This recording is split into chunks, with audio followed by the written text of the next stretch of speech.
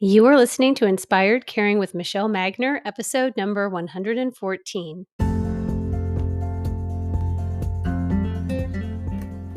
Hello, welcome to Inspired Caring. I'm your host, Michelle Magner. If you are caring for an older family member, this is the podcast for you. Each week, I bring insight, tips, inspiration, and strategies to help you care for the people that you love without losing yourself along the way. Having cared for both of my grandmothers, I've helped manage everything from hospital stays, households full of belongings, to navigating senior living and end-of-life care. And I've worked in senior living as a result of that experience, serving my residents and their families as they've been on this journey too. Thank you for joining me today, and I hope you enjoy this episode of Inspired Caring.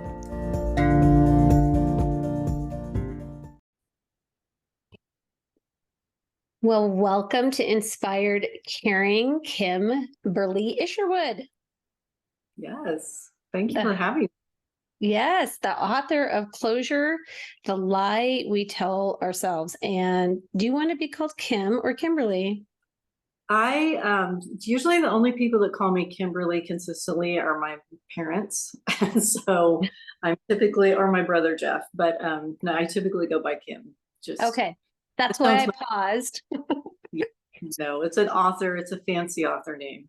Yes. Well, it's a beautiful name. And what a spectacular cover. Thank you. I love it. It's good. Yes. Well, I would love for you to share with the audience a little bit about your background and what led you to create this piece of work. Okay. Well, if we start at the beginning, I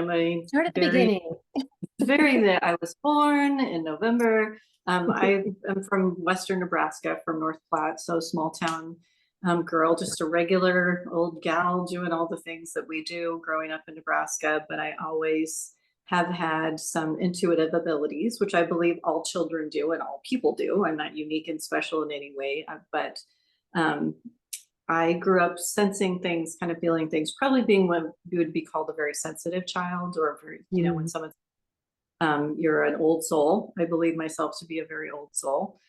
So I grew up in a family with my mom loving church, my dad not really being a fan. But I think a lot of just interesting occurrences happening through my life that all fell into place exactly like they should have for me to embrace feeling things, knowing things, sensing things, and being intuitive. So I went to nursing school and I worked as a nurse for many years. I was in the cardiology field, primarily in intensive care. I have a very strong science background, which makes me a hardcore skeptic to this day, which is almost kind of, like, can you be doing what you're doing and be skeptic? So it definitely was, one of the things that held me back. And I wouldn't say held me back, but always still guides me to this day. So I was a nurse, and then I lived in Colorado in the mid 80s, which at the time, going to Boulder was like kind of like a chunk of California had been pulled off the coast and then dropped in the middle of the United States. And so I had really good meditation teachers, good yoga teachers, and that's where I sort of really embraced and started feeling far more in touch with my intuitive self. And I was also away from a bit of the conservative community that was around me. And so, they all played off of one another. And it felt like things really started to flourish for me. I became more sensitive, knowing, feeling, sensing. And then I married a guy from my hometown and moved back to Nebraska. And that sort of was restrained in a different way because of the conservative community that I moved back into. And so I've always been a person that gave my friends lots of good advice, and I could feel things and felt them very deeply. But I was always really afraid to come right out and say it, because people are like, who are you? Are you crazy? What are you thinking? Blah, blah. And so let's see, I think it was when my kids were finally like middle school, high school age, I did yoga teacher training. And then that's where I developed a really consistent, disciplined meditation practice. And that really has been the key for everything for me. was consistently meditating. And then once I could get quiet and really start, calming and settling, I started to hear, to sense, to know even more so than normal. And so then I started becoming that curious seeker. I've always been a seeker, and I want to know everything, and I want to know all about everything all the time. Like, no question. It's too much, too far. Like, if I have to go to Tibet, to the top of the mountain, I'm in. Like, yes, I'm in. And so I kept seeking and trying to find the right teacher or the right book or the right guide or the whatever it was. And they all seemed to fall in place for me as, as I think I was ready, or just developing my intuitive abilities. Things just came as I was ready for them. And so then, let's see, I was a co-owner of a yoga studio, and one of the gals who was our Reiki practitioner at our office, or at our studio. And the story is in the book. She's very intuitive and very down to earth and very clear, and someone who just didn't beat around the bush. And so I asked her to, as I was working with all of this, I was always so afraid I was going to get it wrong, or maybe I was imagining things, or I was just coming up with things out of the blue. So I met her and asked her, do you think I'm intuitive? What do you think I should do with this? And she was like, okay, let's do it right here, right now. Panera Bread, we're going. And I was scared to death, because I was like, there are people buying pastries. What? Like, I can't. Am I going to start levitating or glowing or? Yeah, like, no, you have to have the perfect setting and candles and a crystal, and we all have to be, in flowing attire and whatever. Right. And so she just really held my feet to the fire, which for me is exactly what I need. Like, I need somebody to do that to me. So anyway, I did my first reading with her. She was very stoic through the whole thing, not like, oh yes, and oh yes it is, and like nothing. She was just a wall. And I was thinking, this is crazy. Why am I doing this? Anyway, we finished. She had taken notes through the whole thing. She said, it's completely accurate. You're great. You do this. Oh my gosh. Know what you're afraid of. And so it was good, but also then like, well, now what do I do with it? And so, right. Like you're climbing the mountain, you've sought the resources, you have the information, you're tapping in, you're like, okay, here I am. And now what? Right. Yeah. So her best advice was, it will happen the way it's supposed to. It hasn't everything already. Like, all the teachers, all the opportunities, all the doors have opened. When you are ready, it'll work itself out. You don't have to do anything with it. And I think that's one of the things that I struggle with. And I know I just had a conversation with someone this morning, is where everybody's always trying to monetize everything. And sometimes it has to have a business plan and a social media strategy, whatever, with it. And sometimes it needs to just be. Like, it just needs to be. And so that's kind of the route I took, is like, whatever this is going to be, I'm going to let it. And so I started doing readings for my friends for free. I started just letting it be kind of playful and easy. And then eventually I got a business card and a website, which, like, holy moly, back in the day. No, I was outing myself as an intuitive medium. And then Facebook, of course, things take off. And my mom has a very strong Christian faith. And the first time that she found out that I was doing readings or doing any kind of intuitive stuff was on Facebook. And so I had to call her and tell her. And it was like so scary. It was so funny, because she was, she's not against what I'm doing, but it's also in her Christian faith, there's a lot of doubt and things. So anywho. It doesn't matter how old we are. Like, we still kind of want our parents to just give us the nod. Right. Yes, always. Yeah. Be on our team. Right. So anyway, I started doing readings. I've been doing them for over a decade now. I have done readings, hypnosis, intuitive work, Reiki for thousands of people. And during the span of all of that work, I saw this very consistent pattern, which people come to me when they're sad, they're grieving, they're frustrated, or something is wrong. People don't come because they're feeling great. They come because something is off, or they're in pain and they want to connect with a loved one who's passed, or they want guidance into something that's causing them distress now. A lot of people came to me and said, say it's a brother who passed in a car accident. I need to know this information because I never got closure. I never got to say goodbye. I never got closure. And what I came to learn from grief and putting my hands on people and being with their energy and being with their grief is there is no such thing as closure. I think it's a mythical, magical concept, just like Zen or equanimity, or, it's a very abstract idea that pop psychology, that current psychology, that like societally, we have just adopted it. Like, oh, I just need closure. If I have this, I'll have closure. Hashtag closure. Yeah. Right. Let me check this box so I can get on with the rest of my life. Yes. And so I keep telling people over and over and over, there is no such thing as closure. Yeah, maybe it's been 20 years since you lost, your 2-year-old. It's okay to still be sad at times. It's okay. And people are so grief averse in our culture, particularly. We're very tidy about it. We want to have, if someone dies on Tuesday, there needs to be a funeral by Saturday, the luncheon, we're done. Mm-hmm. And then you're back to Monday. And that's just how it is. And our HR policies align with that. Our societal behaviors, all dictate that it's a very short, tidy thing. And grief is not. It's messy and complicated and ever changing. And, so I think I have just had this desire to give people permission to grieve in their own way, in their own time. And it doesn't always have to involve a death. It can be a breakup, a divorce. It can be a job situation. It can be an emotional trauma. It can be a natural disaster, as I wrote about in my book of going through flood. And it affects us. It affects our energy. It affects our storyline. It affects all of us in our own way. And people need permission to talk about it. So that's what led me to write the book. It was about a 10-year journey of talking myself into it. And then finally, we were at a retreat together, sitting at my dining room table, and our friend Leah Baez wrote A Star for Stella, and she had just published hers and said, you can do it. You should just do it. Just do the program that I did.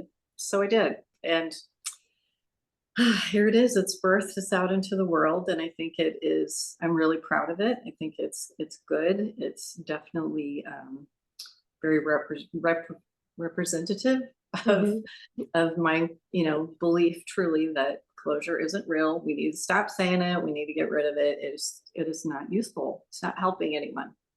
So right. That was what it landed so strongly with me, that closure is not a destination. No.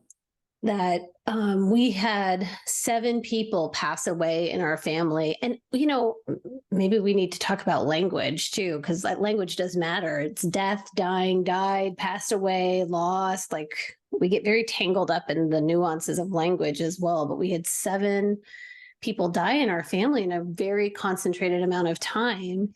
And, the 4th one, the 5th one, the 6th one, the 7th one, I just shocked and numbed. And I kept thinking, how am I going to get closure? Right. And the wound is just pulled back open again. Yeah.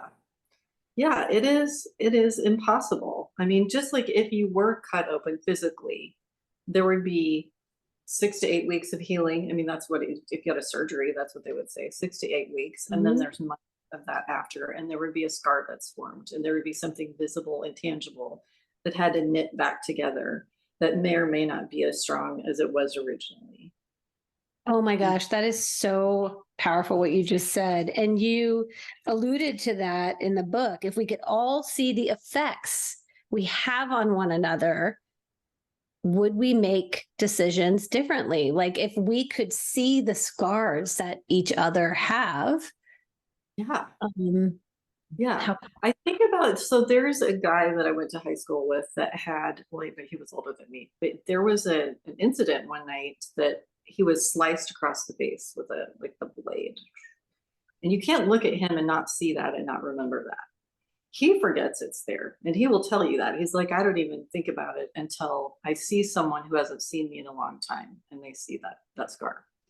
And so I think the same is true for grief and feeling. We just can't see it on this. We would probably have the same physical reaction, like that, we would maybe pull back a little bit or have some empathy and say, oh my gosh, I wonder what happened or how that happened. But with grief, it's on the inside. And we can be, boiling mad, or we can be just, on the verge of tears. And no one knows. They can't see that until they pull out in front of you, or they say something to you, or someone looks you in the eyes and says, like, are you okay?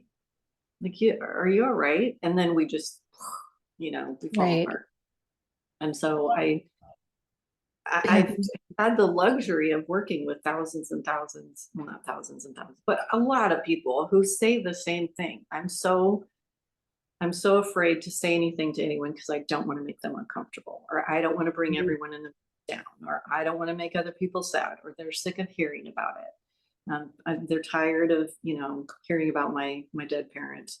And I think that that's just then why we keep our mouths closed. We don't say anything, and we're very positive. We're a turn that frown upside down kind of society. So right, we right. Sally sad pants. We don't, and so we don't really allow a lot of time for people to do that. Well, and you mentioned it in the book about really getting curious about what are our beliefs around grief and closure, and to question them, right? Where did they come from, and why do we have those trains of thought? I was working with a woman whose husband had passed away. And in our initial phone conversation, I think she mentioned it about 7 times that she is a widow. And I asked her when he passed away. Now, reflecting on that, it doesn't matter. Right. The reason, though, that we were working together was she was feeling stuck um, as a result of that time in their life when he died. And it had been 14 years. And she was very just daily continuing to live in that headspace. It's, daily reminders that he was gone. And she really wasn't necessarily seeking closure. She was just looking to get off the merry-go-round. Yeah. Yeah. Yeah. And I think that's why a lot of folks end up coming to me or some other intuitive person or whatever, because they want to have a conversation. They want to have like that last conversation, or have Mm. some sign that the direction they're heading is the right direction, or it's okay to love again, or it's okay to feel again. Like, some people just numb. They just numb out and they don't feel anything, and they don't want to feel anything because that's dangerous. It feels, like scary to feel, to love that much. And I always say, like, once you love someone, you can't unlove them. Whether like, some people have ex husbands or wives that pass, and then they have this weird sense of guilt and odd feelings about still grieving them, even though their marriage may have ended years before. And I would just say, well, you can't unlove them. I think Mm. love, it happens. It's an energetic thing. It's a connection, and it continues on. And whether you like it or not, you loved that person, and so that has an energy and a force of itself. And grief is just that measure of still knowing that there's love there, that you got to experience that. Right. And what's coming up for me are the people that are on this caregiving journey with someone, and the person is still physically alive, but there are pieces and parts of them that are no longer present. And, specifically with dementia, that exists all the time. And so this idea of, it's this weird territory to feel like you're grieving the loss of somebody who's still standing in front of you, Absolutely. um, and seeking this concept of closure. Like, if I had just been able to kind of tidy up my old relationship with them, maybe I could step into this new relationship that we're having. Yeah. Yeah, I remember, so my grandmother, who, was the best. I just adored her so much, but I remember the first time she couldn't remember my name. I was the oldest granddaughter, and I had two older cousins, and so I was the first granddaughter. So I was a big deal, and I was the only granddaughter for a very long time. And we were very close, and we had gone to my brother's wedding, and she looked at me, and I could see it was more her fear because she had gotten the diagnosis of dementia, but she couldn't remember my name. And it was Mm. like that sort of started this clock, and it started this sad clock that she just said, like, I feel like there's cobwebs in there, and I can't get through it. It's sticky. It feels like cobwebs. I can't Mm. get my words out because of the cobwebs. And I started grieving her, that day, knowing that I was losing her. And it is a very, um, it's a weird place because it's almost like the shell exists and the body exists, but the person that was them, their essence, their beauty, their, wisdom, all of those things tend to depart, and then we're stuck with this body that still continues to go on and isn't maybe loving or isn't kind or isn't, doesn't recognize you, and that's just so hard. It is Um, so hard. yeah, With my mother-in-law, what was very, I want to use the word interesting, but delighted is actually what's coming to mind, is when she was living with dementia and she was past the point of recognition with people. Not everybody was able to engage with her when she was in that space. So she was living in memory care. She really didn't know who anybody was at that point. And what I thought was so delightful and just beautiful was that once she transitioned to actually actively dying, like once she crossed that threshold into those final 3 days, everybody came.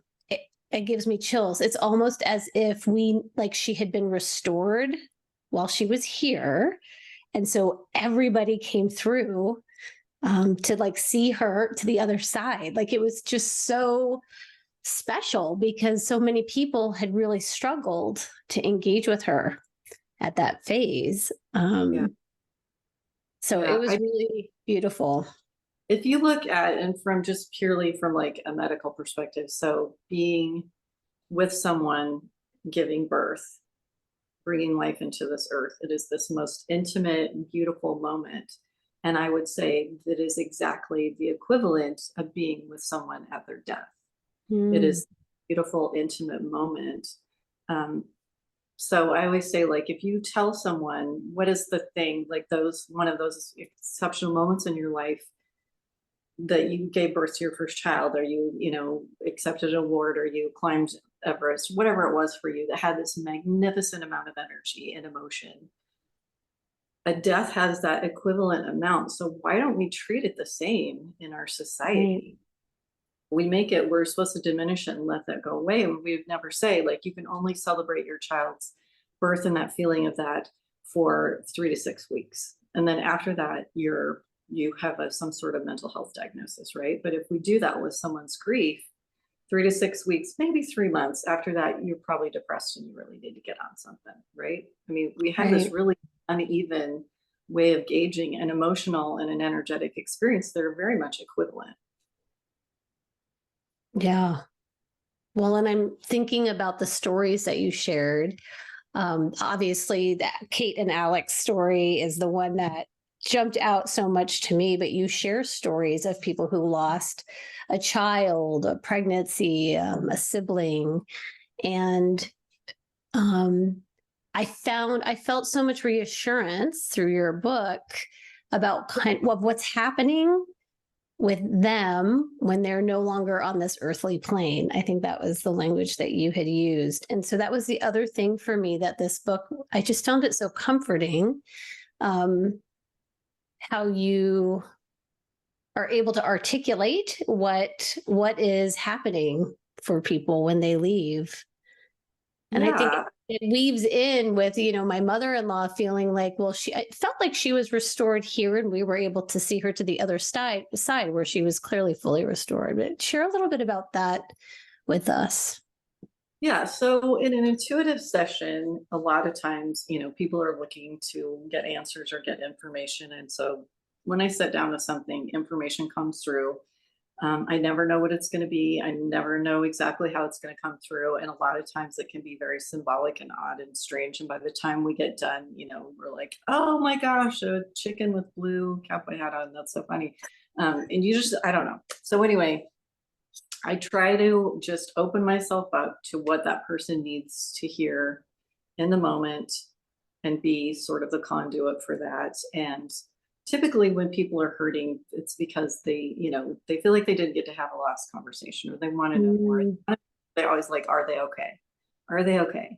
And humans are in the not okay spot. We're mm, feeling experience, and where my belief and my experience has been that when the soul is released from this shell, this thing that we're walking around in for a bit, then where we are is so much better and easier. And it's just purely love. It's just this plane of love and energy. And, not with the complications and limitations of being human, it's a much sweeter thing. And I think they're closer and more available and active in our lives than we realize, in the best ways, like in the best ways. And signs show up for people. And a lot of times people have gotten a lot of signs, a lot of information. They just question it, they doubt it. And then when I validate that or share that with them, then they're, all of a sudden like, oh my gosh, like in the Kate and Alex story, the lamp kept going on and off in the cabin. And the father of this boy who had passed hadn't told anyone. And so when I said that, he was like, oh, wow, okay. And so since then, he has shared that happens. Like that's sort of their sign back and forth with each other. And his intuitive abilities, the father's, has expanded and grown just from our session together, because we're all intuitive. I think everybody could be doing exactly what I'm doing. I don't think I'm unique or special in any way. I've just practiced it with it. I've nurtured it and I've gotten comfortable with it. But we're all getting signs and information and all of those things from our loved ones on the other side. We just, I think we question it and we doubt it. And so we want to go to someone else for validation. But yeah, I think they're having a great time. They're living it. They're good. We're stuck with, like, oh, what's for dinner? Do I figure out what's for dinner again? Don't make me figure out what's for dinner. So it's like the middle-aged woman mantra right now. Like I don't want to figure that out anymore. I know it is just a burden. It is a burden that I do not, I don't like. I think a lot of times too, people get signs and they get information, and I tell people this a lot. Humans are 3 billboards. You can say like, I want a sign, I need something very clear to show that I'm on the right path or that this person got my message. And then you can be driving down the street and it'll be a billboard that'll say, Michelle, here's your message. It's on this giant billboard. And as we're driving by and looking at it, we're like, oh my God, I wonder who Michelle is. She is probably the coolest chick. Look, it's on a billboard. And then there's a second billboard that says, no, it's you. This was you. And then we'll say, I'm gonna need one more. Like, could you give me one more billboard, please, before we actually believe it? And so I always just say, like, when there's a sign, when you get that information, just be joyful and say thank you, and more will come. That's all you have to do. I recently saw this thing on Instagram. The person referred to them as glimmers. Mm-hmm. Just when the glimmers come, because your brain is searching for evidence of whatever it is you're trying to support or think about. So if what you're looking for is a sign that someone is around or here or okay, and we, keep your eyes open and look around, because the glimmers are coming. We had a male and female cardinal on Christmas morning. Aww. At my house. And it was that moment in the room where it's my husband, his brother, our kids, and then my stepsister and her kids. And I was looking around like, where are the adults? Where are the grown-ups? Like, where are the parents? And I kid you not, male and female cardinal. I was like, wow. You ask and there it is. Yeah, those beautiful signs show up. I was doing a book signing a couple of weeks ago over in Papillion, and I was talking the whole time, and this woman that I was chatting with was weeping, and she was like, look behind you. And on the wall was 3 big pictures of like there were photographs of cardinals. And she was like, that's been a sign for me always, because I had said I feel like, it's not your mom, it's with your grandmother. Anyway, it was just one of those moments where I was like, oh, I didn't even notice these things. I saw the sandhill cranes in the other room, but I didn't even notice them. So yeah, those signs show up. My grandma always leaves me coins, because she was one of those women that would go to a garage sale and haggle people for, like, if it was for sale for $1, she was getting it for 50 cents. And then she would have a garage sale the next weekend and she would sell it for $1.50. Oh my gosh, an entrepreneur. She was a hustler. Yeah, she was a hustler. So whenever I get a sign from her, I'm really struggling, or I'm like, oh, just, so I'll find a coin in the weirdest places, like inside a shoe or in a pot, like a plant, or inside of an envelope, just like strange places. And so I know that's her. Never a dollar bill. I wish she'd throw me some some Andrew Jacksons or something, but no, it's a coin. It's always a coin. That's Yeah. so funny. And Mm. so one of the things you mentioned in the book, because it's been some time since your grandmother passed away. Yeah. Yeah. It's Yeah. been 6 years now. So yeah. Okay. Um, there was something that came to you during a reading and it didn't really come to fruition until 4 or 5 years later for somebody. And it really got me thinking about time and how time is kind of bendy. We get very attached to our calendars, our day planners, upcoming events, things like that. But really, the fabric of time, there's a little more fluidity, in my opinion, than what we realize. And I think that ties back in with grief and closure. And, the woman who it has been 14 years since her husband passed away and she's looking for something next. I don't know. Do you have any thoughts around time?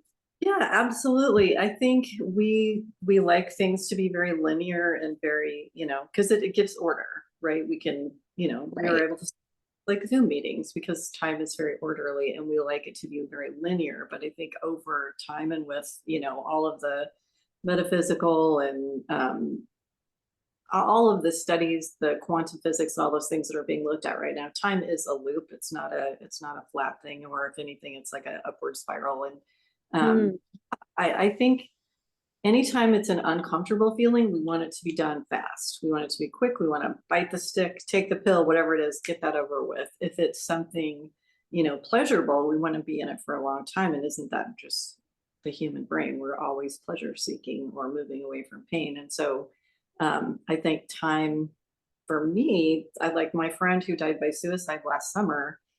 I am still struggling with trying to put a time frame around that. And there's times when I feel like it was 15 minutes ago. And then there's times when I feel like, it's been 10 years. And so right. I don't, I don't know. I'm not a big fan of trying to put a time stamp on everything. And um, feelings cannot be dated and measured in time. Cannot. And every time we try to, it goes just completely, out the window. So yeah, I'm not a fan. Well, and to think with grief, there really is no metric or measure to know when you are done. It's just part of who you are now, like the scar. And I think this is it the 7 stages of grief. Those were really designed around someone who has a cancer diagnosis. So Terminal just illness. or terminal illness. Okay. Yeah, it So was Elizabeth Kubler-Ross's work, which has been widely disproven. And so a lot of studies and things have been done since then. But she was and she was really, groundbreaking at the time. But to give stages of grief and that, there's different things that people go through. And then the last stage is acceptance. And I think acceptance has been rolled into closure. Everybody thinks acceptance and closure are the same thing. And it's sort of apples to oranges. It's sort of those phases of grief that someone goes through when they know they're dying and then they accept their death. And I think that's sort of like the birthplace of hospice and all of those, and now the realm of death doulas and, really embracing your death versus back then, all those years ago, I think almost seen as a failure. mm, I'm going to save you. You're going to get through this. You're going to fight. And then she really brought about a language of sort of working with the stages and the feelings and the emotions that you have when you're dying. But we sort of just then morph that into, okay, well, acceptance is closure and they're all the same thing and da-da. And people will come to me and say, like, I don't know what phase of the grieving process I'm in right now, but it doesn't feel right. And I'm like, well, okay, I don't know that there is one. And so mhm. let's kind of let's just step back a little bit. And typically people don't want to feel uncomfortable. We don't like feeling uncomfortable. We don't like feeling sad in our misery, but we don't know how to be with it or to talk about it or to get it out. And so I think we need to be far more comfortable in conversations about grief. I think if sometimes you just need to throw a fit or break a plate or whatever, you create space for that and stop apologizing for grieving. Mhm. Well, and what I feel like we're doing so often is we are trading one super uncomfortable feeling for another super uncomfortable feeling, like the avoidance of diving into the grief or expressing it is causing us a discomfort. Hmm. Yeah, So, I will tell you, it's very interesting. So my aunt, who is one of the chapters in the book, her husband died by suicide when their child was 3 days old. He was a Vietnam veteran, had terrible PTSD. And I wrote about it from my perspective because it was a very life-changing thing for me and had a lot of impact and influence on, my family, the way my family died, dealt with grief, a lot of things. And it was the 50th anniversary of his death this past year, which I didn't figure out until I was, going on ancestry.com to try and find information about him, primarily because my family doesn't talk about it, didn't talk about it, mm, didn't want to talk terribly, miserably, didn't talk about it. So I was over at her house recently and we had the best conversation we've ever had about his death. And I was scared to death to talk to her about it because my whole family has said, like, don't bring it up because she gets too upset. Don't bring it up. And so I didn't want to be the one to, tip her over to an emotional breakdown.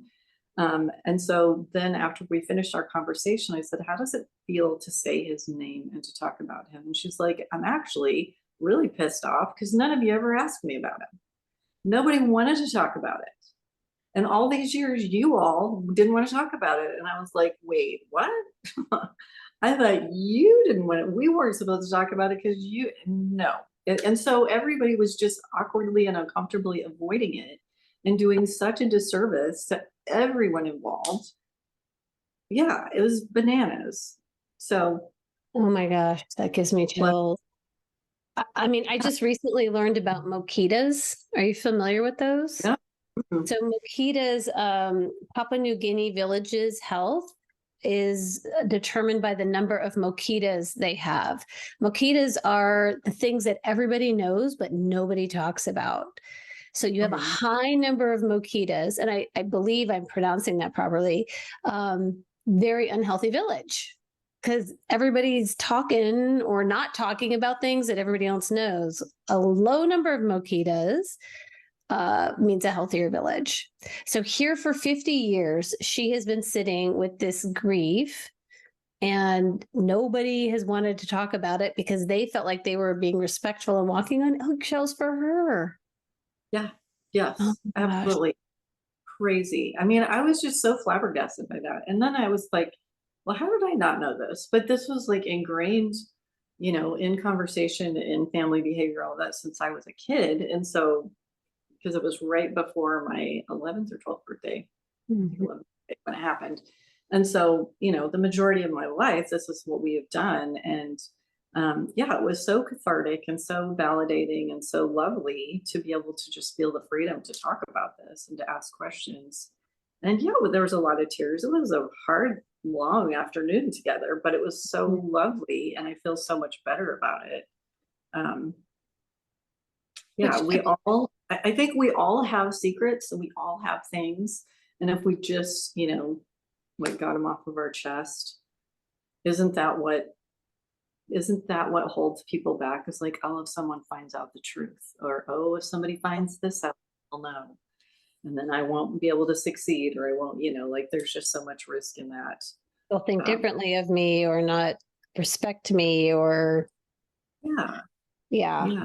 I mean, it almost brings us full circle to what you say in the book about your curiosity about being fueled about the rules of grief and the fallacy of closure, and how societal expectations of grief change and just concepts of closure. It's such a great book, Kim. Oh, thank you. Thank you. It was a hard book to write. I cried a lot. Yes. But it was, it was a long time coming. And like I said, Yeah. I coming from a medical background and there's very structured rules and things, and psychology and medicine and all of that, this kind of goes against a lot of um, what's being, and I don't want to say taught or told to people through counseling and different things right now. Um, Mm. I just think it's time for something fresh and new. So Yeah. somebody had to say it. And you were the perfect person to do it. I really hope that people who pick this book up, that they, I hope their curiosity, I hope they're just coming open to receive the message, this important message that you have. And at the back of the book, you share strategies and techniques for people to actually tap into their own intuitive knowing. Can you share just a couple of those that jump off the top of your head for you right now? So like I said earlier, I believe everyone is intuitive. I think there are some people who, you walk into a room and you get that feeling in the pit of your stomach, like, oh, something's off, or oh, this just doesn't feel right. I think it's intuition, it's empathic connection, it's ability. Or, you think about someone and the phone rings and, it's that person. And so we're all experiencing intuitive nudges, glimmers, whatever you want to call it, all the time. I just am all about celebrating them and making a really big deal about it, because Yeah. that's what you do with your kid when you're teaching them to be. I just potty trained 3-year-olds. They're just now 3, and so you cheer every time you cheer the wins. Same thing with working with your intuition. I think meditation is clearly, as I said, it was the number one thing for me. I think meditation is so important, but a lot of people think, well, I don't have an hour. I can't sit down and be still for 30 minutes. I think meditation can look like a lot of different things for different people, but it's about, I think a lot of times with prayer, we're asking. It's like, you're asking for a lot of things. With meditation, you're waiting to hear. You're just kind of listening for, giving space for. And so like walking meditation, some people, if you can walk, I say, take the earbuds out. You don't have to be listening to a podcast all the time, unless it's Michelle Magner's Inspired Caring. I like how you think. But I think if you can just find something to get quiet, Thich Nhat Hanh, I don't know if you've heard of him. He's a Buddhist teacher. He was a monk, but he's who I learned the technique of walking meditation from. Is like, with each time your foot touches the ground, it's a kiss from the earth. So it's a kiss earth on the sole of your foot. And so, each one you take a breath and you're just there. And then the next what you take I think painting, I think art is meditation. If you're struggling with, quieting your mind, use a guided meditation. And I always say like 30 seconds is probably up 1,000% from the day before. So it's a win. Like if you can just take 10 deep breaths and just shut up for a minute, like it's a win. Celebrate the win. Right. But I learned to quiet myself. I couldn't hear those other voices and those other things trying to come through. And so that's sort of been the key for me.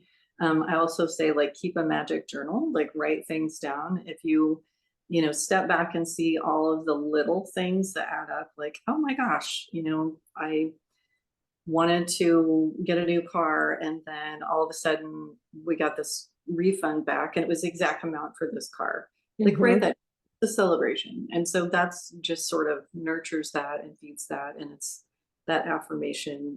Or if you, want to sit down and start writing, and then just say, like, is there anyone here? Is there any angels or anything? And just start writing down what comes through. It's kind of a form of automatic writing. Do those things and just play with it. And you don't have to do anything with it. You don't have to put it on social media. You don't have to share it. Just let yourself get comfortable with it. And the more comfortable with it you become, the easier it becomes. What's coming up for me when you share those strategies, it's like rewinding a movie. Like you see a movie play through to the end, and then you rewind the movie, like The Sixth Sense or something, and you see it from this slightly different angle, and then you can clearly see the threads coming through. Yeah. Or a highlight reel, right, of your life or a month or whatever it is. Yeah. M. Night Shyamalan has to be intuitive. Like, there's just no way his movies all have this, very psychic, odd thinking stuff in them. But yeah, you see it from a different angle. I think I just always, and when people say intuitive and psychic and, those kind of things, a lot of people will have an image that comes into your head of like a gypsy fortune teller, or the neon sign that says psychic and the palm reader, whatever, and they don't take it seriously. or they think it's, like it can't be right. It can't be right. Well, what if it can? Mm, And what can guide you? Like I've had some mentors and some people do readings and things for me over the years that I thought like that was the kookiest, goofiest thing I've ever heard. And then 10 years later, I walk into the same building or hear the same thing, and I'm like, what? right. What? No Right. way. This cannot be. And so, unless you really kind of keep track of things and all those magical happenings, you can feel like life gets hard or things get really, overwhelming and sad things happen. And I'm not immune to disasters or grief or, hard things myself. But I try to celebrate all those little magic moments as much as I can. And how now having grandkids and seeing, life through their eyes and how they experience all these little moments, it's amazing. It's just we have such a beautiful, beautiful world that we live in. I love that. Well, that's a beautiful way for us to wrap up. I highly encourage people to go pick up Closure, The Lie We Tell Ourselves by Kimberly, also known as Kim Isherwood. Yeah. And thank you so much for being here today and sharing your wisdom and guidance with us. So grateful. Oh, it was my pleasure. Thank you for having me. You're just doing amazing work. So I celebrate Thank you. you. Thank you.